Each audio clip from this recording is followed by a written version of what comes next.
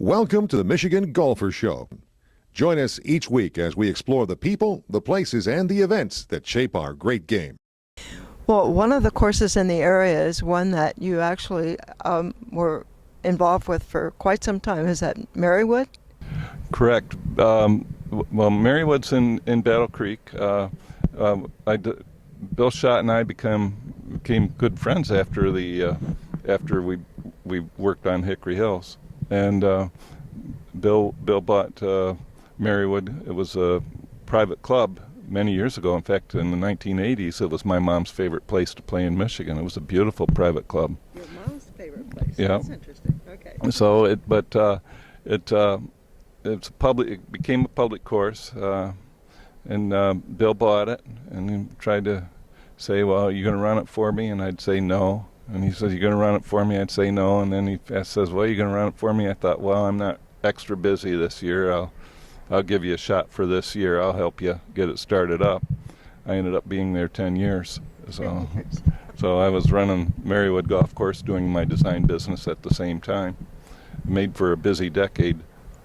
So there have to be ways that running a golf course informed your future designs.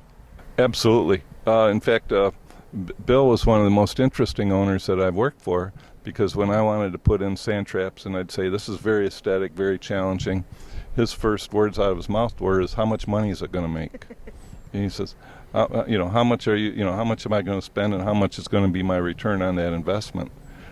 Between his conversations when we did Hickory and then at Marywood Golf Course, it gives you a good idea what's good for public golf, what can you afford, what can you do, and you're thinking really profits at that time.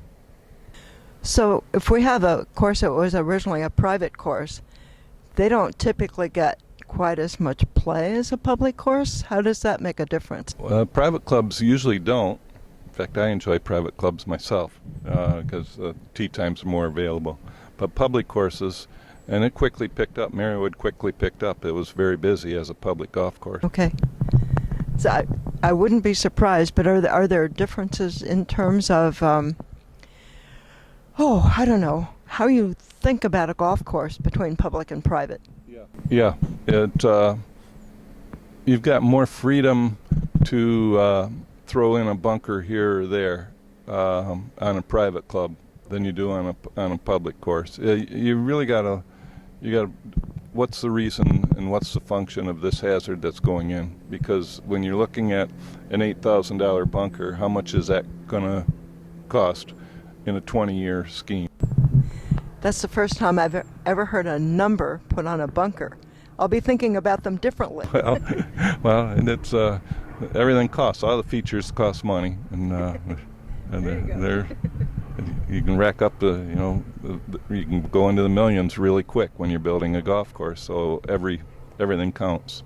So that's a Marywood golf course that you spent almost 10 years at? Yep. Right. Yep. Thank you, Bruce. You bet. So that's Hickory Hills in Jackson, and also the Marywood golf course that you spent almost 10 years at? Yep. Right. Yes. Thank you, Bruce. You bet.